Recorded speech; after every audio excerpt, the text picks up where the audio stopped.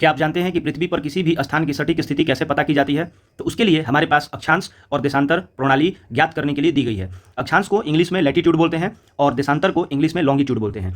भूमध्य रेखा यानी कि इक्वेटर से किसी स्थान की उत्तर या दक्षिण दिशा में कोणीय दूरी को अक्षांश कहेंगे। लॉन्गिट्यूड कहते हैं प्राइम मेरिडियन से किसी स्थान के पूर्व या पश्चिम दिशा में कोणीय दूरी को देशांतर कहते हैं। यानी कि जो ये 0 डिग्री है, 0 डिग्री के ऊपर में अगर जाएंगे तो हमें नॉर्दर्न हेमिस्फीयर यानी कि उत्तरी गोलार्ध देखने को मिलता है, और नीचे आएंगे तो साउदर्न हेमिस्फीयर यानी कि दक्षिणी गोलार्ध देखने को मिलेगा। उत्तरी गोलार्ध में 3 भागों में इसे बांटा गया, Tropic of Cancer, Arctic Circle और पोल। तो इसे बोलते हैं Tropic of Cancer 23.5 degree north पे, आर्कटिक सर्किल 66.5 डिग्री नॉर्थ पे, और जो नॉर्थ पोल है वो 90 डिग्री नॉर्थ में है। साउथ में बात करेंगे तो 23.5 डिग्री में ट्रॉपिक ऑफ कैप्रिकॉन, 66.5 डिग्री में आर्कटिक सर्किल, और 90 डिग्री में बात करेंगे तो साउथ पोल आएगा। इसको हम लोग नॉर्दर्न हेमिस्फीयर, इसको साउदर्न हेमिस्फीयर बोलेंगे। उसी तरीके से जब हम लोग लॉन्गिट्यूड को देखते हैं तो लॉन्गिट्यूड में ये प्राइम मेरिडियन होता है जो 0 डिग्री को दर्शाता है। अगर इसके इस साइड में जाएंगे तो इसे हम लोग ईस्ट में जाना बोलेंगे, अगर इसके इस साइड में आएंगे तो इसे हम लोग वेस्ट में बोला जाना कहेंगे।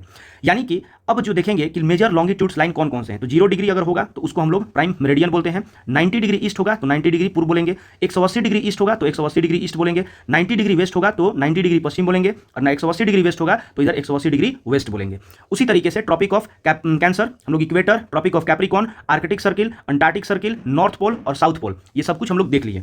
इन्हीं के माध्यम से अक्षांश और देशांतर जो है लॉन्गिट्यूड और लैटिट्यूड में यहाँ पर कंपैरिजन दिया हुआ है। इस कंपैरिजन को एक बार आप पढ़ेंगे और यहाँ से सारी की सारी चीज़ें आपकी क्लियर हो जाएंगी। तो ये रहा कि हम लोग कैसे जो है वो अक्षांश और देशांतर के माध्यम से अपने स्थिति को, पृथ्वी की स्थिति की प्रणाली को समझ सकते हैं और इसे देख सकते हैं।